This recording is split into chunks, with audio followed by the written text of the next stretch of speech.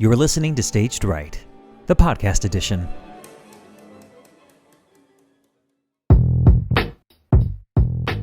Hello, everyone. Kevin here from Staged Right.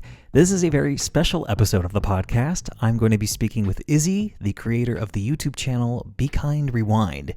If for some reason you haven't encountered her work, it's pretty incredible stuff. Her channel is dedicated to the history of cinema, particularly classic cinema, discussing iconic women like Myrna Loy, Bette Davis, Joan Crawford, Barbra Streisand, as well as the intersection of film with figures like Madonna, Dolly Parton, and, believe it or not, Miss Piggy. For our conversation today, Izzy and I will be talking about movie musicals. I was so excited, so honored to have her on the podcast, so much so I literally stumbled over my words trying to introduce her. Anyway, here's our conversation, and I hope you enjoy. And here we have Izzy from Be Kind Rewind. Thank you so much for chatting with me today. Hello, thank you for having me. I'm excited to be here. Absolutely. I'm not trying to embarrass you. I am such a fan of you and your work. I think the first episode I saw of yours was around the time the latest Star is Born came out, and it came up on like the algorithm of things. And I went, oh, she's very smart. She's very good. And then little by little, more and more content came about. And to the point that like I'll be on like stuck in the subway and like I get a notification on my phone saying, Be Kind Rewind has a brand new video. I go, oh my God, I have to forge 45 minutes to an hour out of my night just so I can sit and watch this. Oh, well, thank you. That's very, very kind of you. I appreciate that. You're very welcome. So I'm so happy you're chatting with me today. You talk about, of course, cinema on Be Kind Rewind. I talk about Mhm. musicals. So we're going to be talking about the movie musical in general. But I want to just ask you a couple questions. Movies are obviously a huge part of your life, about your work. Is there like a specific example of like a movie or a book? Because, people could just watch a movie and just go, "Oh, I enjoyed that." But was there something that piqued your curiosity on like the historical aspect of things and wanting to learn more about actresses or just film history in general? Um, I don't know. I mean, I think it's kind of a web of different things that kind of connected to make me want to do it. My family always had like TCM on in the background, so I kind of grew up with these films. I was very close to my grandma, so I loved all things, and she would talk about like the 20s, the 40s when she was growing up and through that time period. Um, and then I think I just started really appreciating film in general, probably around when I was like 10 or so, and then just kind of spiraled out from there. I felt like TCM was always really accessible and was a really good window into learning about different people. But I think for me also, being on the early days of YouTube were really formative for me because that was when, and I feel like this is kind of back now, but back before they had stringent copyright detectors. So you used to be able to Google or to type in the search bar like Katharine Hepburn full movie, and her like entire filmography would be on there, like just uploaded. Um, and so that's basically what I would do is I would have seen like one of her movies on TCM, and I was like, oh, she's interesting. And then I would just go on YouTube and like watch all of them and then move on to somebody else after that. So that was kind of like my window was like through these women who I found really interesting, and then just kind of, I guess, pirating, even though it was just YouTube, but um like finding their entire filmography from there. And then that would lead me off into different genres and like directors and things like that. So it kind of was a couple of different factors, but I think access for sure was really good at that time. It's gotten a little harder, but also easier in different ways. So Were there any movie musicals? I know we're going to talk about that later on, but were there any movie musicals at a young age that kind of stand out to you? yeah, so I grew up in a very musical theater friendly household. Like my sister is like a musically trained opera singer, and my mom was in musical theater. Like that's just what we listened to. That was the soundtracks that were on in the car. So my mom's a big Barbara Streisand fans. We had a lot of that. I remember Funny Girl. Like I don't remember when I first saw Funny Girl, but I've known Don't Rain on My Parade for as long as I can remember, or like West Side Story that was always on, which we'll talk about. Um, or my sister was in high school when like Rent and Wicked came out, so I remember very vividly those soundtracks being played quite a bit as well. And then, of course, when you're growing up as a kid in the 90s, that was kind of the golden age renaissance of Disney. And I feel like a lot has happened with Disney musicals since then and the way that those properties specifically have been treated. But like, I mean, those Alan Menken scores, and like just all of those musicals, I guess, like animated musicals were really formative. Like everybody knows those songs. And so it like kind of trains you to be a lover of musical theater, I think, from a young age. Yeah, like I want to be careful like how I talk about this because like I start sounding like a self-righteous old man, but like I'm going like I saw these movies when they came out in theaters, and I sometimes think like that was really cool that we got to experience that firsthand. It's now at the point like Hmm. Disney is recycling things and they're trying to like I don't know recreate the nostalgia of stuff, but like it's just like what a cool time to see that firsthand. I know, yeah. It's you kind of take it for granted how good those songs were, that we just had kind of like a regularly scheduled chain of like delicious musicals coming out in theaters that I don't think are condescending. Like I think a lot of things made for kids now are so blatantly made for kids that they're not very like adventurous or even interesting. And I think a lot of those original films are, and they're very musically interesting as well. Yeah, absolutely. Um, I want to talk very quickly about you coming to YouTube. Like your first of all, your body of work is just incredible.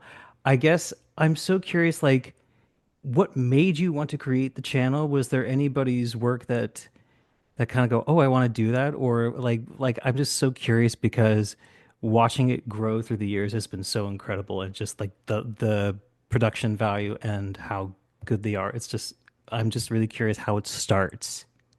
Thank you for saying that. So as I have said, was like a big classic film fan for a really long time. And I think I didn't really know how to translate that into a job. So I sort of thought of it as a hobby. Like I thought it would be much more practical to do other things with my life. And so, like I majored in political science and international relations and like intended to go that route with things. But after college, that wasn't really working out. I just didn't like the environment of it and the things you had to do to progress with your career. So I just felt like it wasn't for me.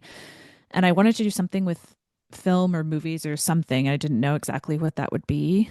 So I just kind of I spent a few years, doing whatever, like just trying to take whatever job possible would get me closer to video or movies or whatever that may be. So I was working at video apps and things like that, that were not cinema related, but at least it was video.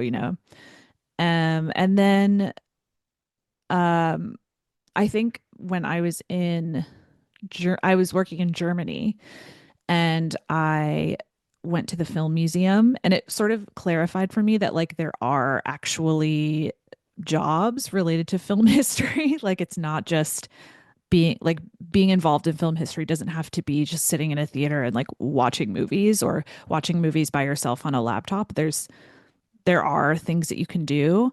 And so my goal kind of became, okay, well, maybe I can work in a museum or maybe I could work at a film festival and do like marketing or something. And so I essentially started the channel as a way of demonstrating certain skills I thought I had, so that I could essentially just talk about it in interviews, like to get a job at a museum or something like that. Um, so I was like, okay, well, I have like okay video editing skills. I feel like I can write decently or like tell a story, and I want to show that I care about film in a way that isn't casual. So that was kind of the impetus for it. And then once people started enjoying it, then I took it more seriously and invested a lot more time in it.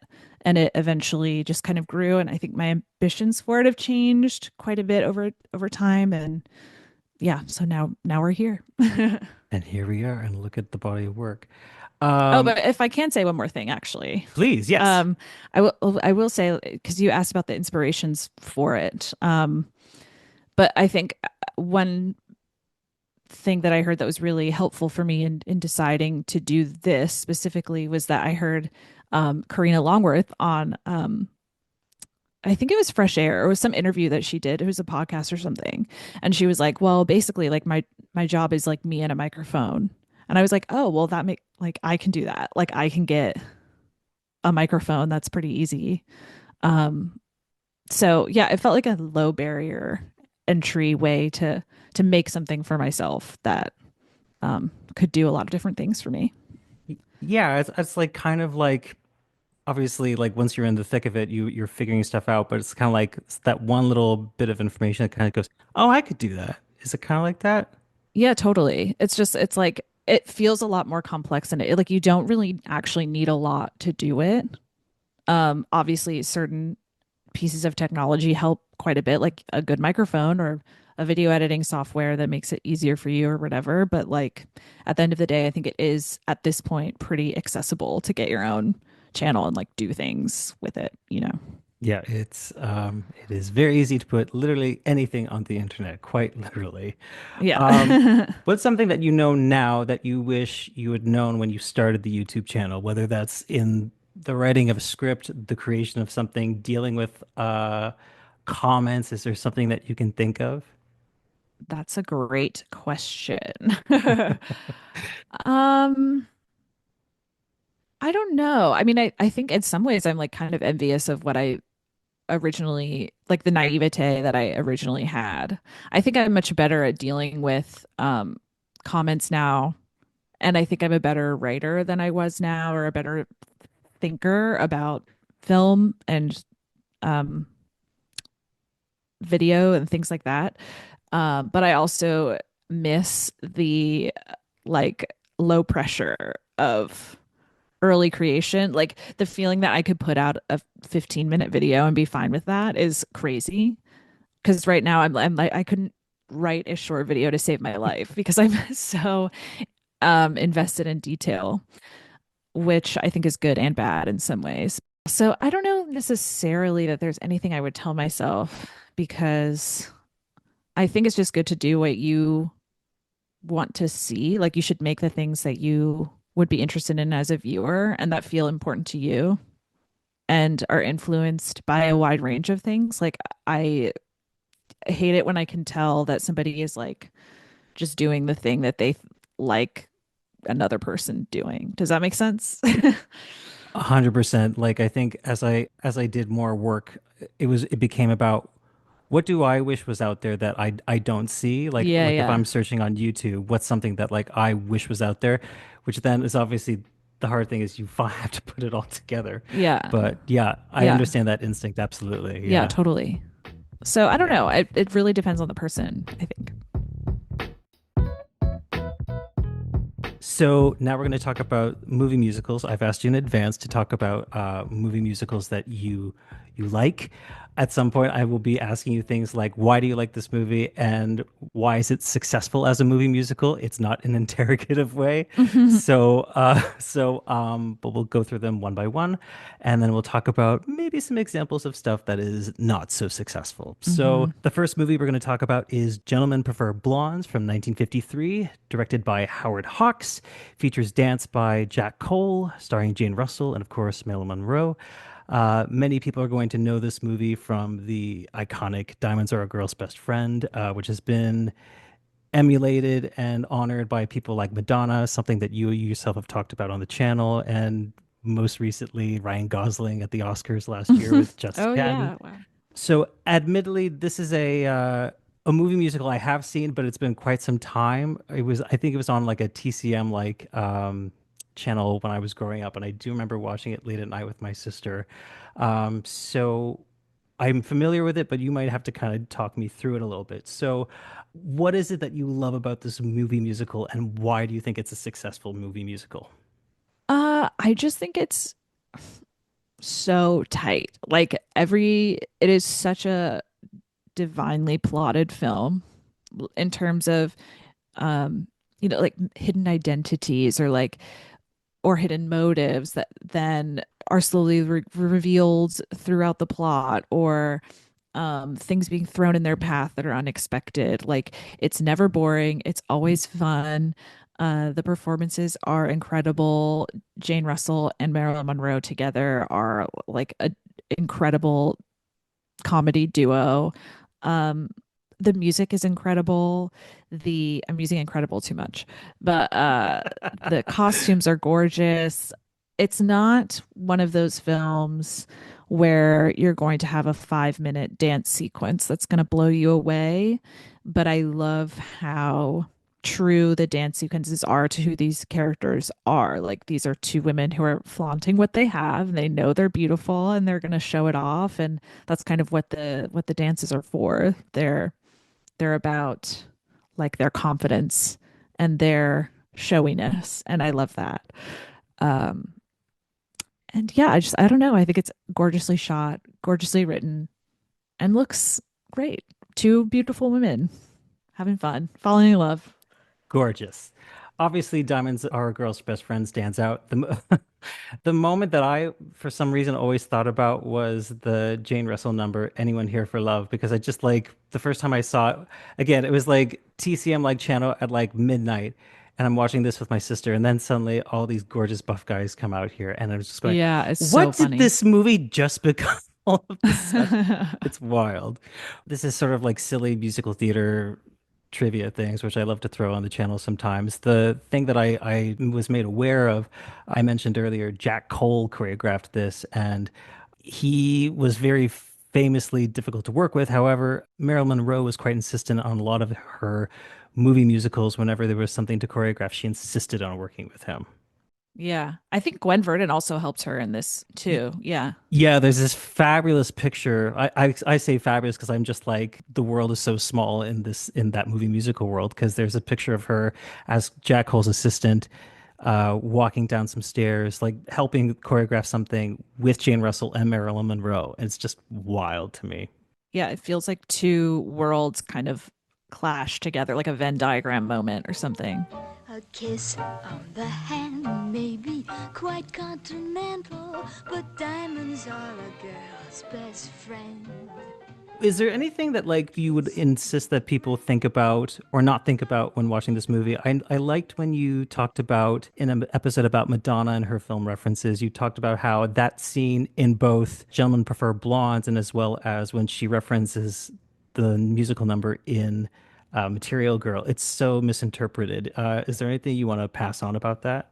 I think with a lot of these movie musicals and maybe kind of a bias against classic film in general is that it kind of they don't know what they're doing, or that they're just like straight up campy without like a sense of like self-driven irony.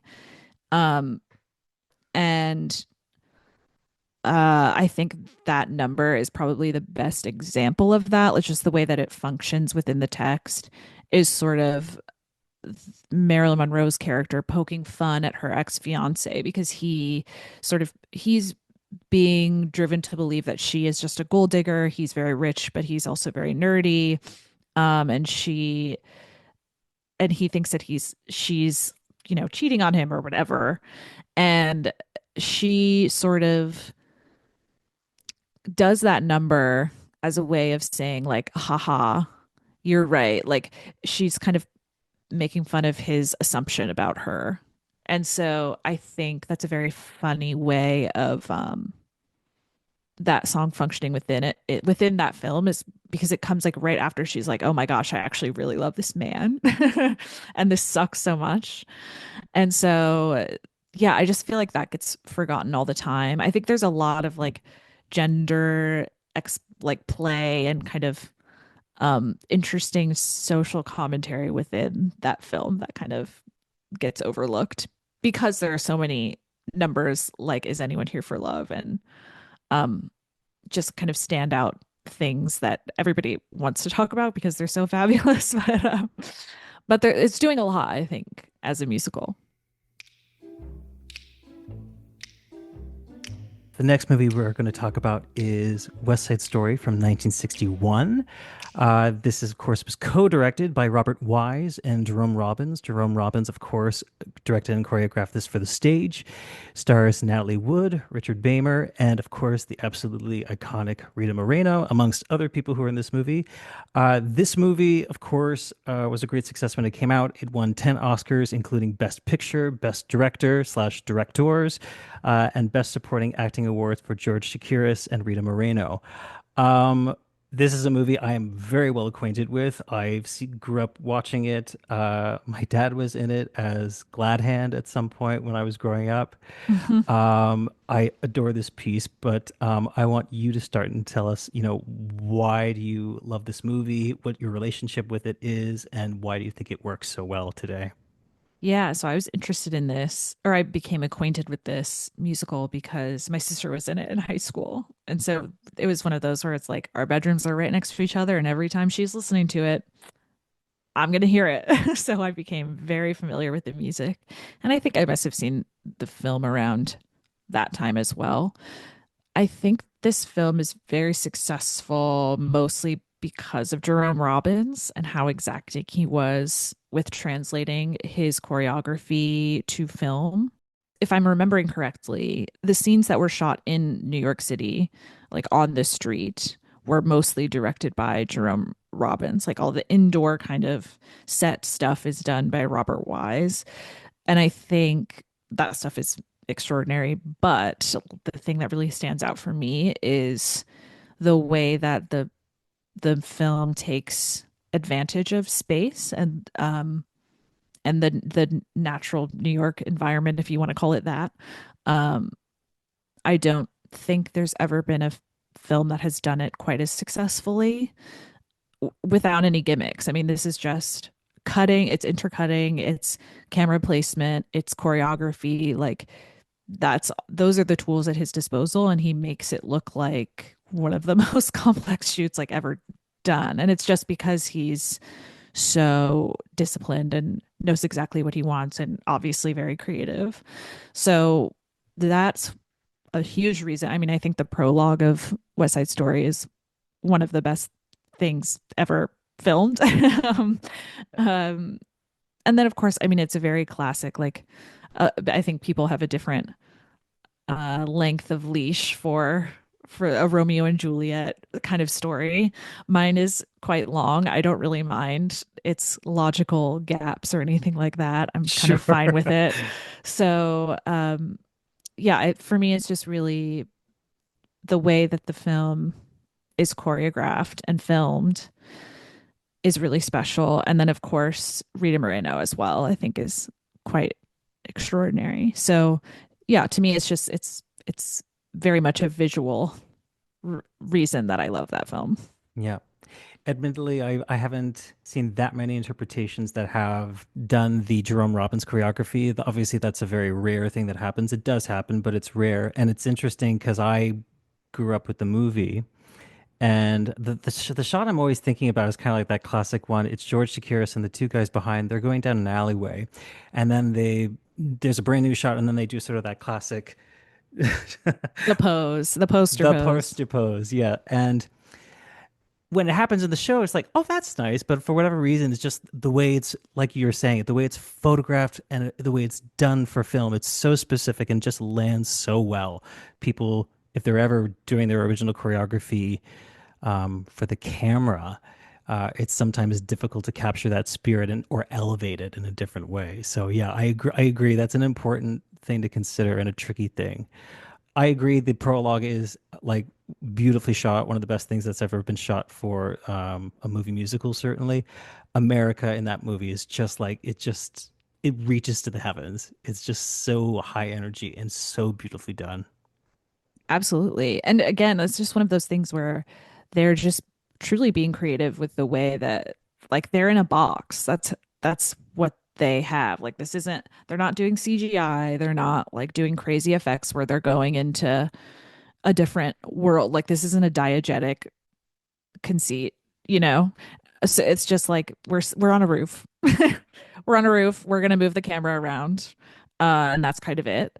And I think to make that exciting and to make it feel dynamic is a huge challenge for a lot of modern directors. Like just the idea of having a musical number set in one space. Like think about Wicked.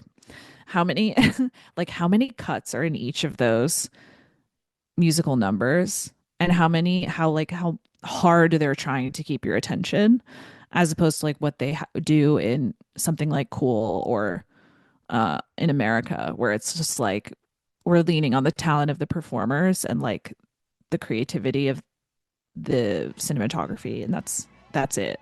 So that's what makes it so extraordinary to me, is like the simplicity of it.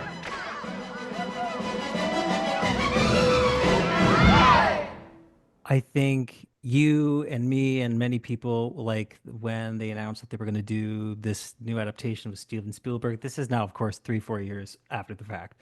But there's understandably people who are skeptic or nervous, like what are they, how are they, like that original movie is so beloved, is aged to have reveal some problems, which we can probably address. But I was pleasantly surprised how much I loved it, and at the same time didn't negate how I felt about the original as well.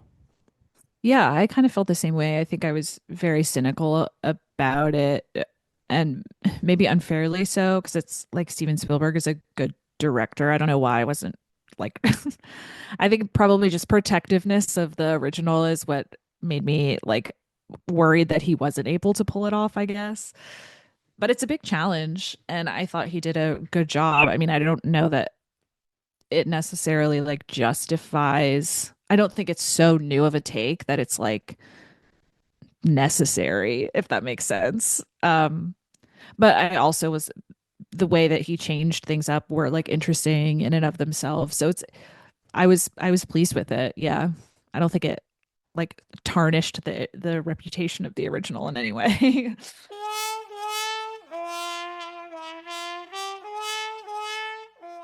So the last movie that we're going to talk about for good examples is Chicago from 2002, directed by Rob Marshall. He also choreographed this for the screen. Has a screenplay by Bill Condon, starring Renee Zellweger, Catherine Zeta-Jones, Richard Gere, Queen Latifah, John C. Reilly, a bunch of other incredible people. I'm just going to throw Christine Baranski in there because I love her so much. Of course. It won 6 Academy Awards in 2003, many including the art and costume design. Most notably, it did win for Best Supporting Actress for Catherine Zeta-Jones, and of course, the award for Best Picture. I believe they made such a big deal out of this because it was the first movie musical since Oliver to win. I do remember them talking about that. I adore this movie so much, and it's a movie that I can constantly go back to. Tell me what you love about it and why you think it works. What's not to love about it? I saw this movie when it came out. What was it? 2003? Is that what you said? 2002? 2002, 2003, yeah. So I was probably like 11 and I was obsessed with it. I like I was like I have to buy the DVD the day it comes out. It's just so funny to think about this 11-year-old kid being like, yeah, this story about like murder and jazz is like the best thing that's ever happened. But anyway, that was me. You Um walking around at 11 years old going, pop, six, switch. Literally, like, yes, it's so funny. Like, what was going on? I don't but anyways, um, I think this is a classic thing that everybody says about Chicago, right? Is like it figured out a way to make to divide the line in a very believable way between like what's happening in the real world and like what is like the terrain of the musical. So it's like um we're going to give them the old razzle dazzle and we are in a courtroom, but also we're in a circus. It's like finding that kind of to let the musical aspects of it be like a literal performance, which kind of, I think, helps like holds people's hand as they like leap over the barrier of like movie musicals. 'Cause I think a lot of people, just normal people who aren't musical theater pilled, like have a lot of trouble with that. Like it bothers people to when someone just bursts into song in the real world. Um, And so I think like a lot of really successful movie musicals have found ways to do that. Like I think the obvious one for me is Cabaret also does that by like limiting when songs occur to being within the literal cabaret. And with like one exception, obviously. So I felt like this was really successful. I think it's better than the stage show, Mm. personally, because I think the stage show, it's sort of like always in the performance territory, if that makes sense. Like there is no, like there's no real, at least in the adaptations I've seen, it feels like you're in a cabaret as well, Yeah, almost. because I think like I might not be getting the exact term, but I think it's presented as a musical vaudeville, whereas Yes, in the yes, yes. movie, whereas in the movie, you have all the musical numbers as vaudeville numbers in her head. It does the concept is not the entire film; it's just within the Yes. musical numbers. Yes. And I just think there's something about that. I think on the stage, like the thesis of the show kind of lends itself to those being collapsed into the same space. That like justice is vaudeville and like uh, etc.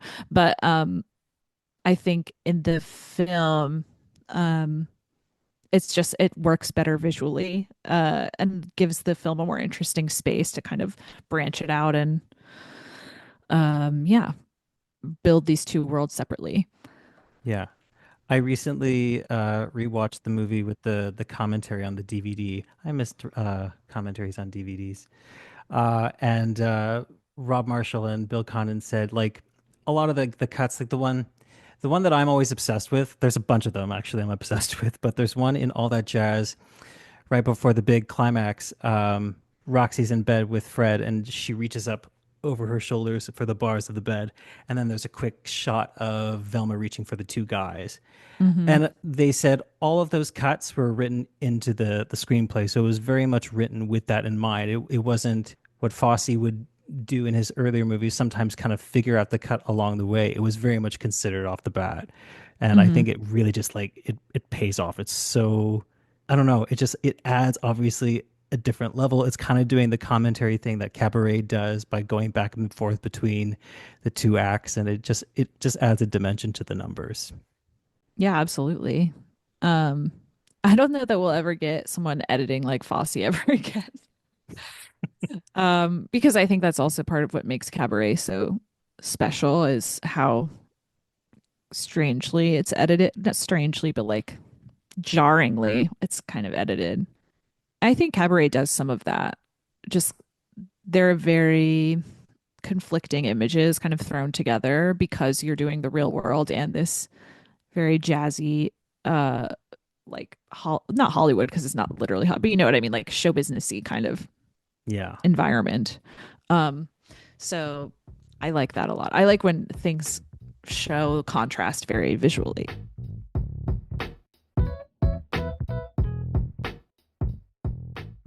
So, this next part, we're going to just quickly talk about examples where movie musicals do not work. And I just want to say to everyone listening, we're not here to drag anybody necessarily. If this is a movie musical that you love, we don't hate you. We are happy that you like it. Please don't hate us. We're just simply being, I would say, constructively critical, is what I would say. Sure. So, why don't you tell me an example that you can think of? I think we alluded to something regarding Disney remakes recently, but can you talk to me about why maybe that wasn't so successful? Yeah, so the one I thought of specifically with Disney was the Lion King remake that came out somewhat recently, which is kind of a photorealistic animation of um the original 90s animated film. Um and the reason I hate it is just because of the animation.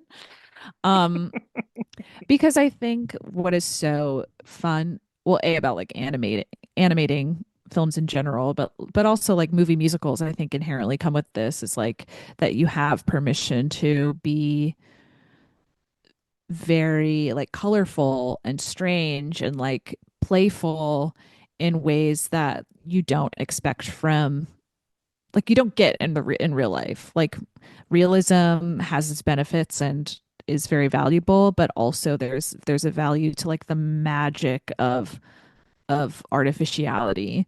And I feel like what is so exciting, in addition to like the wonderful Elton John music in The Lion King, is what it looks like. It's so colorful. It like zebras aren't that color, you know, like elephants aren't that color. The world is just like made to enchant you. And I think peeling all of that visual splendor away in favor of photorealism, like just because we can do something that is photorealistic, is so boring. And it just Yeah. makes, it just strips away like such an important factor of what makes that film exciting. And so it's like you can replicate all the songs you want, like you can do the exact same story, which they don't, and they add some weird shit in there, but like but like even if it were just the same thing, just photorealistic, like I don't care. Like I don't, I've seen a lion, I know what a lion looks like. That's not exciting to me. I'm sorry. Like I love nature, I just don't care. Like it's not impressive to me that you can make, I've seen Planet of the Apes, I was already like excited by this technology 7 years ago. Like I don't care. So that's how I feel about that. Yes, yes, I agree. I did not see Lion King. I did talk about the Disney remakes in general. It's like, yeah, I always feel like they just they play on sort of like the nostalgia of things, but then they, like you said, they add all this shit. Like I just remember when they were gonna make that Beauty and the Beast that came out a couple of years ago, my sister asked me, it's like, do you want to go see this? I said, I will go see this if we can get drunk and watch it. And we went to one of those cinemas that had like alcohol service through it. Yeah. Anyway, but And Belle's it was mom like like literally died in the Black Plague. And it's like, why do we, who cares? Like, it doesn't what? matter. Why? I 100% agreed. Thank you so much. It was just like when that doctor with the mask came out, I went, what is this movie? Why? Yeah. Yeah, I just good for them. I'm sure they're rolling in money. It's just like it's a no for me. It's a Yeah. no for me. I don't care.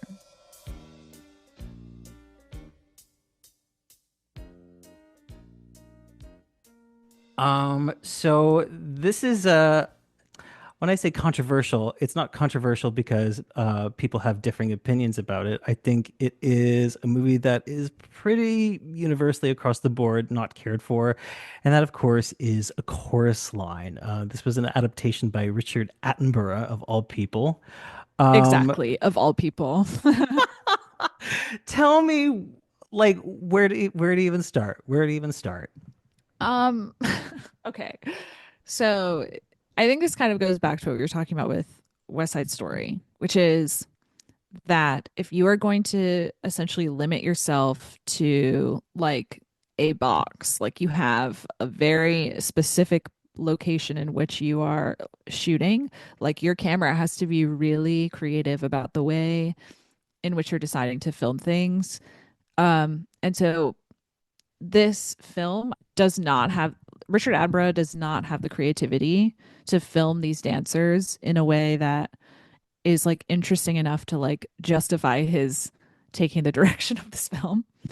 And I think one way they try to combat that is they try to pull you out of the theater so you don't feel stuck like on this stage the whole time. And so what they end up doing is expanding the story specifically around Cassie, and it just makes it a complete mess. Like it Mm, interrupts a lot of the musical numbers.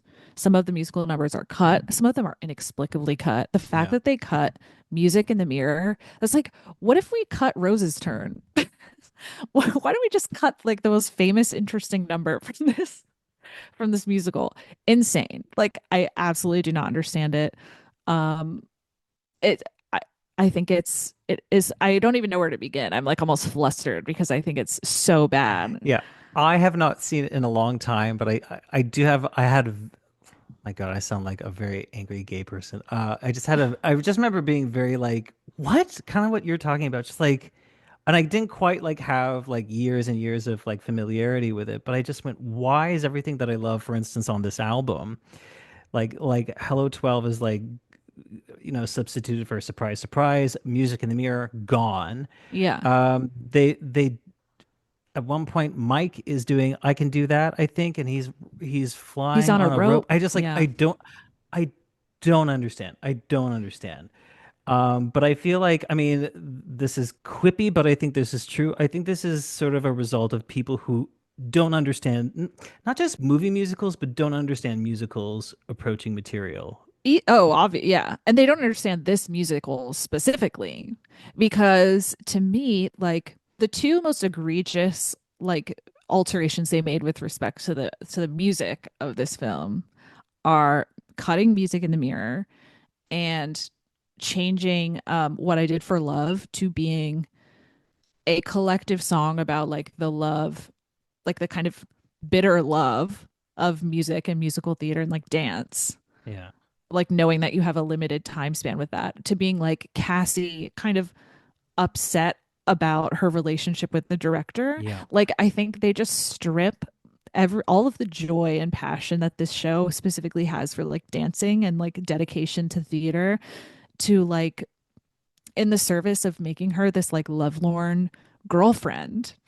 Um like the song that she sings is about like dancing for him. Like she wants to dance for him instead Yeah. of like for herself, and that's because what she loves. Like it's so shitty. Like they just they just don't care about what this musical is actually trying to say, and they make it into something completely different, and I think that's horrible.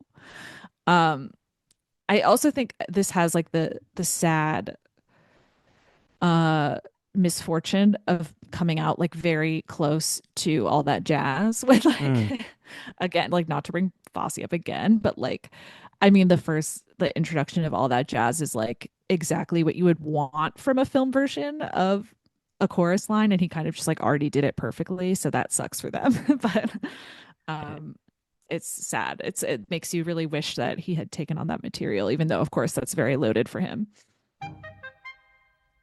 And then the final musical, uh I don't like I'm just gonna say, the only way, kind of like me seeing Beauty and the Beast, the only way I could watch this movie was with a gummy. The film adaptation of Cats in 2019, and I have been made aware that there are people who love this movie. I'm very happy Mm-hmm. for you. Talk to me about Cats, please. Okay, first I'm going to lead this out by saying I'm kind of a Cats apologist. Like Okay. I had the recording of like the stage VHS version. So I love that growing up. I think the songs are fun. I think people are crazy when they're like there's no plot. I'm like there is a plot. It's like, I don't get it. So that being said, like I think that stage recording is probably the best you can ever film a version of Cats. Like, I think there are certain musicals that are perhaps impossible, but notoriously difficult to like imagine as a movie musical. And I think a Chorus Line was one of those. Like people say Company, um, Mm. just like things that maybe won't work in a film. And Cats is absolutely that. And I think this film shows why that is. Because there's just a lot of imaginative leaps you have to take. I think seeing someone dressed as a cat is one thing, but seeing someone CGI'd onto a cat's face is kind of like a different thing altogether. Um, yeah. And it's another one of those things where, similar to a chorus line, actually, a good deal of the pleasure that you can get from watching cats is just by watching people dance. Like it's a nice dance show. It's fun to see people be like athletic and like beautiful and moving to good music. And this is a film that doesn't really do that. Like it's just not filmed in a way that like showcases the dance. It's like showcasing a kind of spectacle that is like also quite ugly and like visually uninteresting and like strange at times. I'm sure it'll be like reclaimed as a kind of cult film in some way, but like on its face, it's just not very good, I think. You know what? It's interesting. I actually remember my one of my initial remarks. There's probably this big dance sequence in the show that lasts about 5 minutes. It has like all like the Jellicle Ball themes in it, but it's like probably like the tour de force number for the company. And that sequence in the movie, there's like this pan shot. And I do remember thinking, like, these dancers are really good. And you have people like Robbie Fairchild, who Mhm. used to dance at the New York City Ballet. You have a bunch of dancers from the Royal Ballet in London. Like, again, people who are the best at what they do. And it just feels like this movie doesn't utilize them and really show them off in a complimentary way at all. Yeah, there are scenes where like their legs are cut off, like they're filming them dancing, and you like can't see their legs, and you're just like, well, what am I? Why am I watching this? You're cutting out half of the image. I don't get it. Uh, right before everything shut down in COVID, there was an independent cinema here in Toronto. They were doing screenings of it, and they were encouraging people to dress up as cats and sort of like kind of like a Rocky Horror Picture Show kind of thing. And there were drag acts. It was fabulous. So you know what? At some point, if they ever do that again, I would go see this movie just for that, though. I think, but see, I like that's exactly how you should watch it. I think that is so fun. Um, and I don't know if you saw in New York, they did the like Jellicle Ball. They kind of reimagined Yes. cats as a drag ball. Yeah. Um, which was incredible. I mean, I think people genuinely like that. I think a lot of people who like cats, like ironically like cats, but genuinely liked that. And I genuinely like both. But yeah, I mean, I think it just kind of helps it become more I don't know. I don't know what why that makes it feel more accessible to people, but I think it does. Just kind of helps clarify like what the show is trying to do, I guess.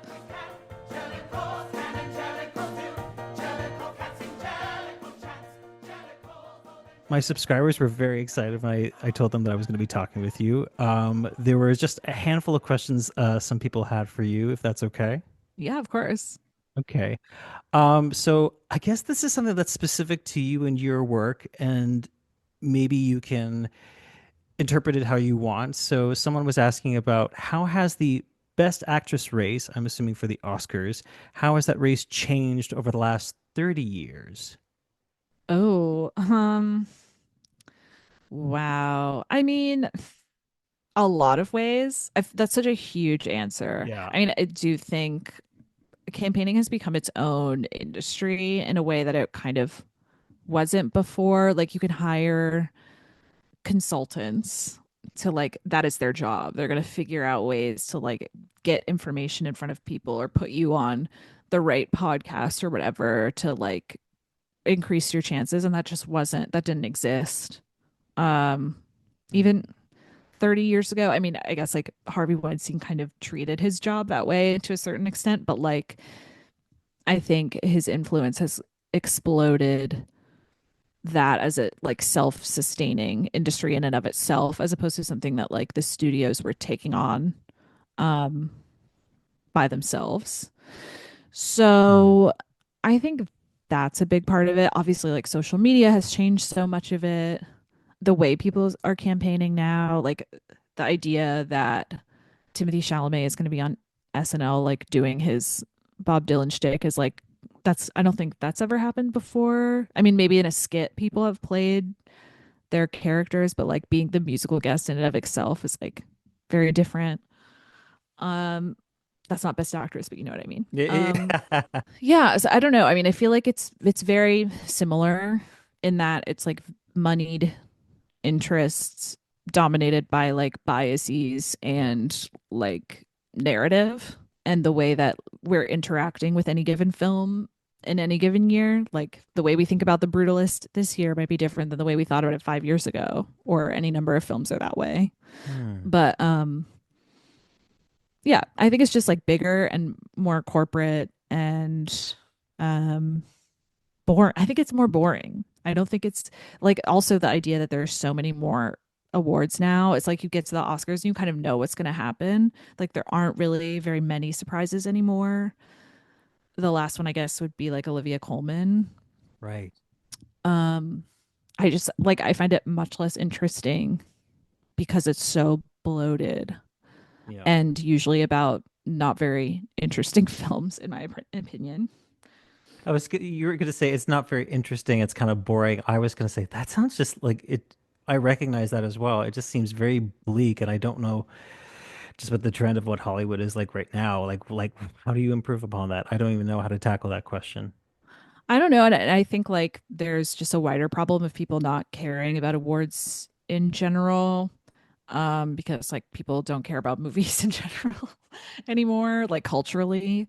So there's kind of like a cultural value question. It's like you think about, what did I think Michelle Yeoh's Best Actress Oscar did probably a lot for her, but also probably not in the same way that it would have maybe a couple decades ago.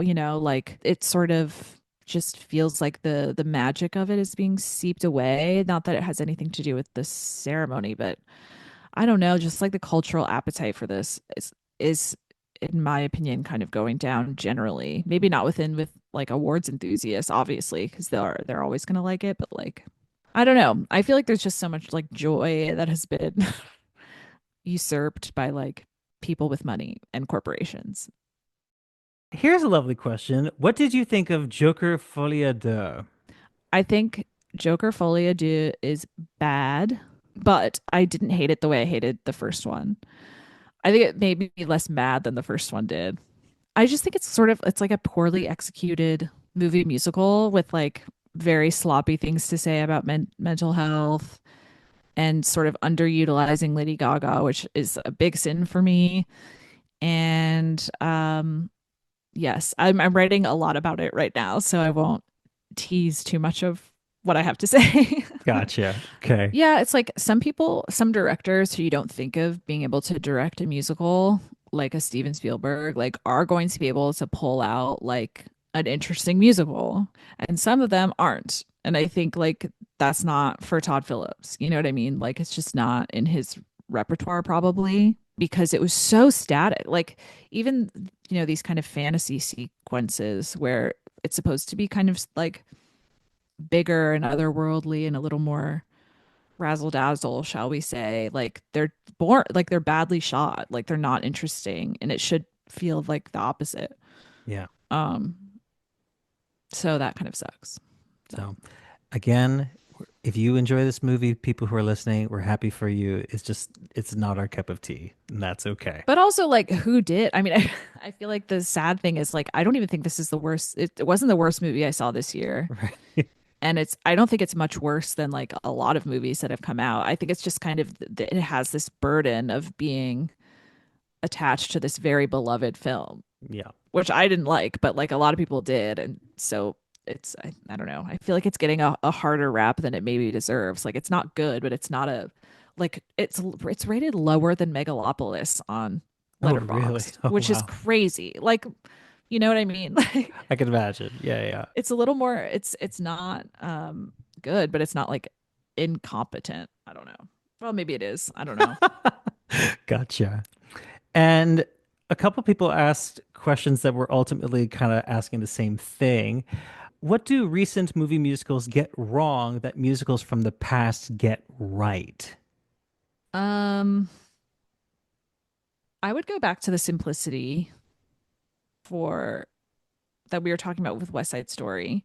I think you could take it even back even further. When you think about some of the most successful, for example, Fred Astaire and Ginger Rogers Mm, numbers, they're done in one take with like one camera, kind of just following them across the stage for the most part. Like there's some of them that are more intricately shot or like they're bigger set pieces and stuff, but it's really just like these people are really talented and wouldn't it be great if we just watched them do their thing? Like you trust that that alone is interesting enough to entertain people.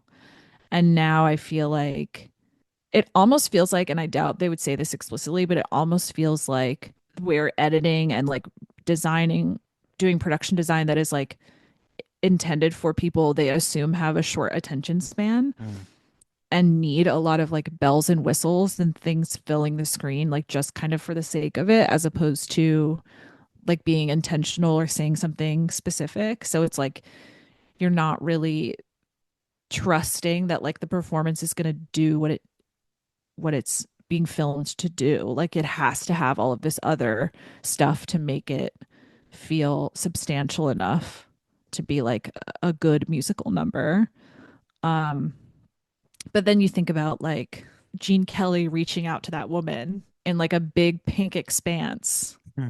and it's like a flowing fabric, and that is like more beautiful than anything I've seen in a recent movie musical. Mhm. And it's pretty simple. Like she just walks towards him and like they embrace and that's it. But like why? Like why is that so much better looking? And it's like the color, it's like the dramatics of the choreography, but it's like also because we get to sit with that moment and like the emotion of what the dance is trying to do. And there's not a lot of that in modern musicals, I think. Izzy, that is the end of our conversation. Again, I'm so grateful that you took time to speak with me today. Oh, well, thank you for having me. I really appreciate it. I hope I didn't offend anyone and their love of cats. Absolutely not. Izzy, for Be Kind Rewind, where can people find you? Of course, you can find your fabulous YouTube channel on YouTube.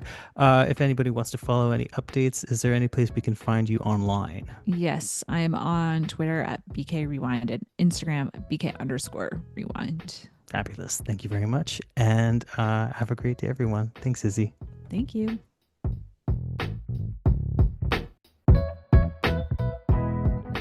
And that was my conversation with Izzy. Thank you so much for listening. If you haven't checked out Be Kind Rewind on YouTube yet, please do so. Izzy also has a podcast of her own, the Izzy and Mortada Picture Show, where you can hear her and her co-host, Mortada of course, discuss various films, including the recent release of Wicked Part 1. Just look up the Izzy and Mortada Picture Show online, wherever you get your podcasts. For Staged Right, if you want to share your support in a flexible, affordable way, you can contribute via my Ko-fi or Patreon accounts. You can find those links in the description, and that's it. Thank you so much for listening, and stay tuned for more.